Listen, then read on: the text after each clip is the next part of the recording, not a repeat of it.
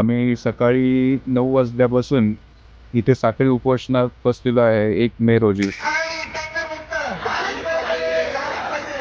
तो सोसाइटी पहले 8-10 टैंकर ले रही थी, अभी 30 टैंकर के ऊपर शिफ्ट हो गई है। बट टीएमसी का कुछ यहाँ पे मॉनिटरिंग ही नहीं है। टीएमसीचे जवळजवळ 20 ते 25 टँकर दररोज विकत घेतले जातात.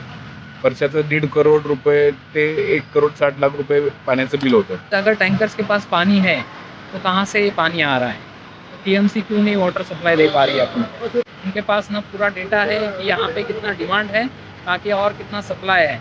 जवळजवळ 1-2 आठवड्यापूर्वीच सगळ्यांना निवेदन टीएमसीला दिलेलं आहे, रोड ट्रॅफिकला दिलेलं आहे, पोलीस स्टेशनला दिलेलं निवेदन देऊन आम्ही आज लँड वेनी साखळी उपोषणाला बसलेलो आहे. पाण्याची टंचाई